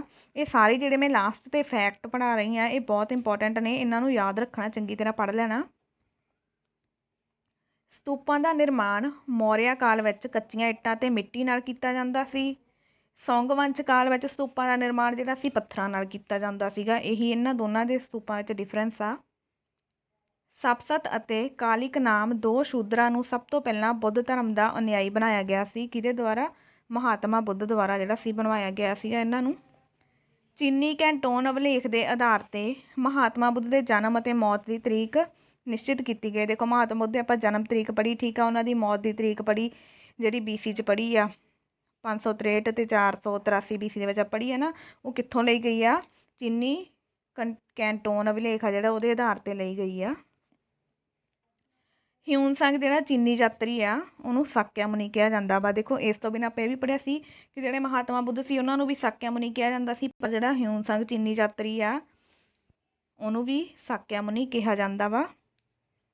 ਮਹਾਤਮਾ ਬੁੱਧ ਦੀਆਂ ਸਭ ਤੋਂ ਵੱਧ ਮੂਰਤੀਆਂ ਜਿਹੜੀਆਂ ਨੇ ਗੰਧਾਰ ਕਲਾ ਸ਼ੈਲੀ ਵਿੱਚ ਬਣੀਆਂ ਮਿਲਦੀਆਂ। ਦੇਖੋ ਸਭ ਤੋਂ ਵੱਧ ਮੂਰਤੀਆਂ ਕਿਹੜੀ ਕਲਾ ਸ਼ੈਲੀ 'ਚ ਬਣੀਆਂ? ਗੰਧਾਰ ਕਲਾ ਸ਼ੈਲੀ ਦੇ ਵਿੱਚ।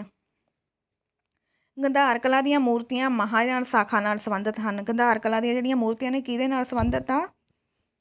ਮਹਾਯਾਨ ਸ਼ਾਖਾ ਵਾ ਜਿਹੜੀ ਬੁੱਧ ਧਰਮ ਦੀ ਉਹਦੇ ਨਾਲ ਇਹ ਮੂਰਤੀਆਂ। ਹੁਣ ਵੀ ਇਹ ਮੂਰਤੀਆਂ ਬਣੀਆਂ ਕਿਹਦੀਆਂ ਹੁੰਦੀਆਂ? ਪੱਥਰ, ਸੀਮੈਂਟ ਅਤੇ ਪਕਾਈ ਗਈ ਮਿੱਟੀ ਤੋਂ ਬਣਾਈਆਂ ਗਈਆਂ ਹਨ, ਜਿਨ੍ਹਾਂ ਉੱਤੇ ਸੁਨਹਿਰੀ ਅਤੇ ਲਾਲ ਰੰਗ ਚੜਾਇਆ ਗਿਆ ਹੈ। ਅੱਗੇ ਕੰਟੀਨਿਊ ਕਰਦੇ ਹਾਂ।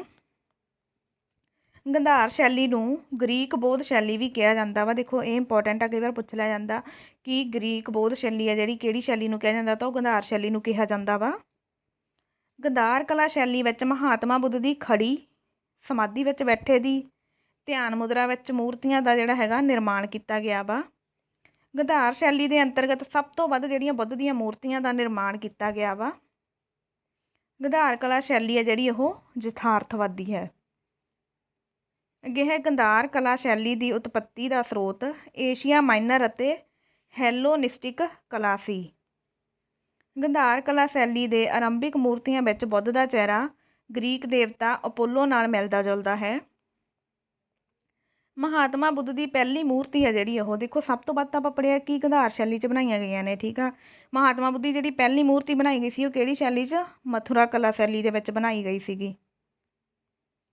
ਭਾਰਤ ਵਿੱਚ ਬਣਾਈ ਗਈ ਬੁੱਧ ਦੀ ਸਭ ਤੋਂ ਪ੍ਰਾਚੀਨ ਮੂਰਤੀ, ਅਤੇ ਸਭ ਤੋਂ ਪ੍ਰਾਚੀਨ ਮੂਰਤੀ ਕਹੀਏ ਤਾਂ ਉਹ ਵੀ ਮਥੁਰਾ ਕਲਾ ਸ਼ੈਲੀ ਦੇ ਵਿੱਚ ਬਣਾਈ ਗਈ ਸੀ। ਦੇਖੋ ਜਿਵੇਂ ਆਪਾਂ ਪੜ੍ਹਿਆ ਕਿ ਜਿਹੜੀ ਗੰਧਾਰ ਕਲਾ ਸ਼ੈਲੀ ਸੀ ਉਹ ਯਥਾਰਥਵਾਦੀ ਸੀ, ਬਟ ਜਿਹੜੀ ਮਥੁਰਾ ਕਲਾ ਸ਼ੈਲੀ ਆ ਉਹ ਕੀ ਆ? ਆਦਰਸ਼ਵਾਦੀ ਆ। ਮਥੁਰਾ ਕਲਾ ਸ਼ੈਲੀ ਦੀਆਂ ਮੂਰਤੀਆਂ ਵਿੱਚ ਅਧਿਆਤਮਿਕਤਾ ਅਤੇ ਭਾਵੁਕਤਾ ਦੀ ਪ੍ਰਧਾਨਤਾ ਸੀ। ਬੋਧੀਆਂ ਦਾ ਮੁੱਖ ਤਿਉਹਾਰ ਆ ਜਿਹੜਾ ਹੁਣ, ਠੀਕ ਹੈ, ਕਿਹਨੂੰ ਕਿਹਾ ਜਾਂਦਾ? ਉਹ ਵਿਸਾਖ ਦੀ ਪੂਰਨਮਾਸ਼ੀ ਜਾਂ ਵਿਸਾਖ ਪੂਰਨਿਮਾ ਨੂੰ ਕਿਹਾ ਜਾਂਦਾ। ਹੁਣ ਉਹ ਕਿਉਂ ਕਿਹਾ ਜਾਂਦਾ? ਕਿਉਂਕਿ ਇਸ ਦਿਨ ਹੀ ਭਗਵਾਨ ਬੁੱਧ ਦਾ ਜਨਮ ਹੋਇਆ, ਇਸ ਦਿਨ ਹੀ ਉਹਨਾਂ ਨੂੰ ਗਿਆਨ ਦੀ ਪ੍ਰਾਪਤੀ ਹੋਈ ਅਤੇ ਉਹਨਾਂ ਦੀ ਮੌਤ ਵੀ ਇਸੇ ਦਿਨ ਹੀ ਹੋਈ। ਦੇਖੋ ਤਿੰਨੇ ਚੀਜ਼ਾਂ ਨੇ ਜਿਹੜੀਆਂ ਉਹਨਾਂ ਦੀਆਂ ਬੁੱਧ ਪੂਰਨਿਮਾ ਦੇ ਨਾਲ ਹੀ ਜਿਹੜੀਆਂ ਹੈਗੀਆਂ ਰਿਲੇਟਡ ਨੇ, ਤਾਂ ਹੀ ਕਰਕੇ ਬੁੱਧ ਪੂਰਨਿਮਾ ਵਾ ਜਿਹੜੀ ਉਹ ਬੋਧੀਆਂ ਦਾ ਮੁੱਖ ਤਿਉਹਾਰ ਆ। ਅੱਗੇ ਹੈਗਾ ਆਪਾਂ ਸਤੂਪਾਂ ਦੇ ਬਾਰੇ ਪੜ੍ਹਿਆ ਵਾ, 8 ਸਤੂਪਾਂ ਦੇ ਬਾਰੇ। ਹੁਣ ਉਹਨਾਂ ਸਤੂਪਾਂ ਦੇ ਜਿਹੜੇ ਮਹੱਤਵਪੂਰਨ ਭਾਗ ਨੇ ਉਹ ਕਿਹੜੇ ਕਿਹੜੇ ਨੇ? ਸਭ ਤੋਂ ਪਹਿਲਾਂ ਹੈ ਵੈਦਿਕ, ਮਤਲਬ ਵੈਦਿਕਾ ਦਾ ਨਿਰਮਾਣ ਆ ਜਿਹੜਾ ਸਤੂਪ ਦੀ ਸੁਰੱਖਿਆ ਲਈ ਕੀਤਾ ਜਾਂਦਾ ਸੀ। ਫਿਰ ਹੈ ਮੇਘ ਚਬੂਤਰਾ, ਸਤੂਪ ਦਾ ਜਿਹੜਾ ਮੁੱਖ ਹਿੱਸਾ ਹੁੰਦਾ ਵਾ। ਇਹ ਤੋਂ ਬਾਅਦ ਹੈ ਅੰਡ, ਸਤੂਪ ਦਾ ਅਰਧ ਗੋਲਾਕਾਰ ਹਿੱਸਾ। ਰਮਿਕਾ ਜਿਹੜਾ ਵਾ ਸਤੂਪ ਦੇ ਸਿਖਰ 'ਤੇ ਅਸਥੀਆਂ ਦੀ ਰੱਖਿਆ ਲਈ ਜਿਹੜਾ ਸੀ ਇਹ ਬਣਿਆ ਹੁੰਦਾ ਸੀ। ਫਿਰ ਹੈ ਛਤਰ, ਧਾਰਮਿਕ ਚਿੰਨ੍ਹ ਦਾ ਪ੍ਰਤੀਕ।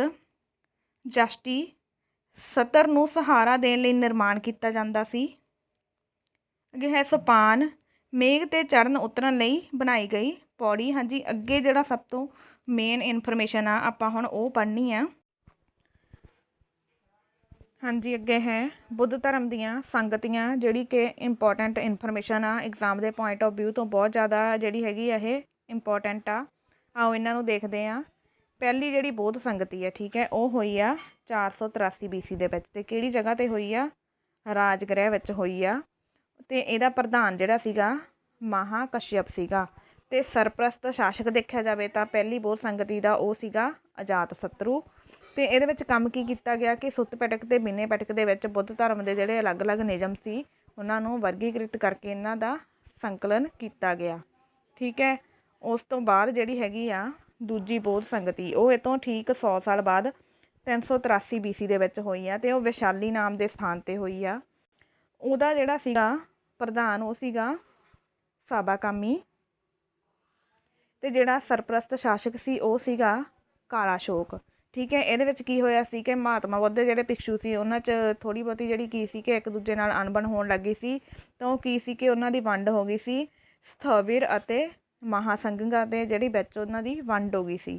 ਅੱਗੇ ਹੈ ਤੀਜੀ ਬੌਧ ਸੰਗਤੀ, ਉਹ ਹੋਈ ਆ 251 BC ਦੇ ਵਿੱਚ ਪਾਟਲੀਪੁੱਤਰ ਨਾਮਕ ਸਥਾਨ 'ਤੇ ਹੋਈ ਆ। ਉਹਦਾ ਪ੍ਰਧਾਨ ਸੀਗਾ ਮੋਗਲੀਪਤ ਤਿਸ਼ਸ਼, ਅਤੇ ਜਿਹੜਾ ਸਰਪ੍ਰਸਤ ਸ਼ਾਸਕ ਸੀਗਾ ਉਹ ਸੀਗਾ ਅਸ਼ੋਕ। ਅਤੇ ਇਹਦੇ ਵਿੱਚ ਕੀ ਹੋਇਆ ਸੀ ਕਿ ਜਿਹੜਾ ਅਭਿਧੰਮ ਪਿਟਕ ਸੀਗਾ ਉਹਦਾ ਸੰਕਲਨ ਕੀਤਾ ਗਿਆ ਸੀ। ਲਾਸਟ ਜਿਹੜੀ ਚੌਥੀ ਬੌਧ ਸੰਗਤੀ ਹੋਈ ਆ ਉਹ ਹੋਈ ਆ 78 BC ਦੇ ਵਿੱਚ, ਉਹ ਹੋਈ ਆ ਕਸ਼ਮੀਰ ਨਾਂ ਦੇ ਸਥਾਨ 'ਤੇ, ਠੀਕ ਹੈ। ਅਤੇ ਉਹਦਾ ਜਿਹੜਾ ਪ੍ਰਧਾਨ ਸੀ ਉਹ ਸੀਗਾ ਬਸੂਮਿੱਤਰ, ਸਰਪ੍ਰਸਤ ਸ਼ਾਸਕ ਜਿਹੜਾ ਸੀਗਾ ਉਹ ਸੀਗਾ ਕਨਿਸ਼ਕ। ਅਤੇ ਇਹਦੇ ਵਿੱਚ ਕਾਰਜ ਕੀ ਹੋਇਆ ਸੀ ਕਿ ਜਿਹੜਾ ਬੁੱਧ ਧਰਮ ਸੀ ਉਹ 2 ਸੰਪਰਦਾਵਾਂ ਹੀਨਯਾਨ ਅਤੇ ਮਹਾਯਾਨ ਵਿੱਚ ਵੰਡਿਆ ਗਿਆ ਸੀਗਾ। ਹੁਣ ਇਹਨਾਂ ਨੂੰ ਯਾਦ ਰੱਖਣ ਲਈ ਮੈਂ ਤੁਹਾਨੂੰ ਇੱਕ ਟ੍ਰਿਕ ਦੱਸਦੀ ਹਾਂ। ਦੇਖੋ ਪਹਿਲਾਂ ਤਾਂ ਜਿਹੜੇ ਸਥਾਨ ਯਾਦ ਰੱਖਣ ਲਈ, ਕਿਉਂਕਿ ਸਥਾਨ ਚੀਜ਼ ਆ ਜਿਹੜੀ ਉਹੀ ਇੰਪੋਰਟੈਂਟ ਆ, ਉਹਦੇ ਲਈ ਇੱਕ ਟ੍ਰਿਕ ਆ ਕਿ ਰਾਜਾ ਵੈਸ਼ਾਲੀ ਨੂੰ ਪਟਾ ਕੇ ਲੈ ਗਿਆ ਕਸ਼ਮੀਰ। ਠੀਕ ਹੈ, ਹੁਣ ਆਪਾਂ ਇਹਨਾਂ ਦਾ ਅਲੱਗ-ਅਲੱਗ ਵਰਡ ਮੀਨਿੰਗ ਕੱਢਦੇ ਹਾਂ। ਰਾਜਾ ਦਾ ਮਤਲਬ ਰਾਜਗ੍ਰਹਿ, ਵੈਸ਼ਾਲੀ ਤੋਂ ਵੈਸ਼ਾਲੀ, ਠੀਕ ਹੈ, ਪਟਾ ਤੋਂ ਪਾਟਲੀਪੁੱਤਰ ਐਂਡ ਕਸ਼ਮੀਰ ਦਾ ਜਿਹੜਾ ਹੈਗਾ ਲਾਸਟ ਵਾਲਾ। ਇਹ ਤੋਂ ਪਤਾ ਲੱਗਦਾ ਕਿ ਪਹਿਲੀ ਜਿਹੜੀ ਬਹੁਤ ਸੰਗਤੀ ਆ ਰਾਜਗ੍ਰਹਿ 'ਚ ਹੋਈ, ਦੂਜੀ ਵੈਸ਼ਾਲੀ 'ਚ ਹੋਈ, ਤੀਜੀ ਜਿਹੜੀ ਆ ਪਾਟਲੀਪੁੱਤਰ ਅਤੇ ਚੌਥੀ ਆ ਜਿਹੜੀ ਉਹ ਕਸ਼ਮੀਰ ਵਿੱਚ ਹੋਈ। ਫਿਰ ਇਹ ਤੋਂ ਬਿਨਾਂ ਜਿਹੜੇ ਸਰਪ੍ਰਸਤ ਸ਼ਾਸਕ ਨੇ ਉਹਨਾਂ ਦੇ ਨਾਮ ਆਪਾਂ ਕਿਵੇਂ ਯਾਦ ਰੱਖ ਸਕਦੇ ਹਾਂ। ਦੇਖੋ ਇਹਦੇ ਲਈ ਇੱਕ ਟ੍ਰਿਕ ਆ, ਏ ਕੇ ਮਤਲਬ ਏ ਤੋਂ ਪਹਿਲੀ ਇਹ ਤੋਂ ਮਤਲਬ ਅਜਾਤ ਸ਼ਤਰੂ, ਕਾਲਾ ਅਸ਼ੋਕ, ਅਸ਼ੋਕ ਅਤੇ ਕਨਿਸ਼ਕ। ਠੀਕ ਹੈ, ਇਸ ਦੇ ਨਾਲ ਹੀ ਜਿਹੜੀ ਆਪਣੀ ਅੱਜ ਦੀ ਇਹ ਵੀਡੀਓ ਆ ਇਹ ਖ਼ਤਮ ਹੁੰਦੀ ਆ। ਆਈ ਹੋਪ ਕਿ ਤੁਹਾਨੂੰ ਇਹਦੇ ਵਿੱਚੋਂ ਕੋਈ ਨਾ ਕੋਈ ਜਿਹੜੀ ਹੈਗੀ ਆ ਨਿਊ ਇਨਫੋਰਮੇਸ਼ਨ ਮਿਲੀ ਹੋਊਗੀ ਅਤੇ ਇਹਦੇ ਨਾਲ ਤੁਹਾਡਾ ਫਾਇਦਾ ਹੋਊਗਾ। ਜੇ ਤੁਹਾਨੂੰ ਮੇਰੀ ਇਹ ਵੀਡੀਓ ਪਸੰਦ ਆਈ ਇਸ ਨੂੰ ਲਾਈਕ ਕਰੋ, ਸ਼ੇਅਰ ਕਰੋ ਅਤੇ ਇਸ ਤਰ੍ਹਾਂ ਦੀਆਂ ਹੋਰ ਵੀਡੀਓਜ਼ ਦੇਖਣ ਲਈ ਸਾਡੇ ਚੈਨਲ ਨੂੰ ਸਬਸਕ੍ਰਾਈਬ ਕਰੋ। ਅਤੇ ਇਹਦੇ ਨਾਲ ਦੀਆਂ ਮੈਂ ਜਿੰਨੇ ਵੀ ਮਤਲਬ ਇੰਪੋਰਟੈਂਟ ਹਿਸਟਰੀਕਲ ਪਰਸਨ ਨੇ ਉਹਨਾਂ ਨਾਲ ਰਿਲੇਟਡ ਜਿਹੜੀਆਂ ਲੈਂਥੀ ਵੀਡੀਓ ਆ ਅਲੱਗ-ਅਲੱਗ ਰਾਈਟਰਸ ਦੀਆਂ ਬੁੱਕ ਵਿੱਚੋਂ ਜਿਹੜਾ ਹੈਗਾ ਨਾ ਸਟੱਡੀ ਕਰਕੇ ਤੁਹਾਡੇ ਲਈ ਲੈ ਕੇ ਆਊਂਗੀ, ਤਾਂ ਕਿ ਤੁਹਾਨੂੰ ਅਲੱਗ-ਅਲੱਗ ਬੁੱਕਸ ਨਾ ਪੜ੍ਹਨੀਆਂ ਪੈਣ, ਤੁਸੀਂ ਇੱਕ ਵੀਡੀਓ ਵਿੱਚ ਹੀ ਸਾਰਾ ਡਾਟਾ ਸਿੱਖ ਸਕੋ। ਠੀਕ ਹੈ ਜੀ, okay, like, share and subscribe hour channel. Thank you.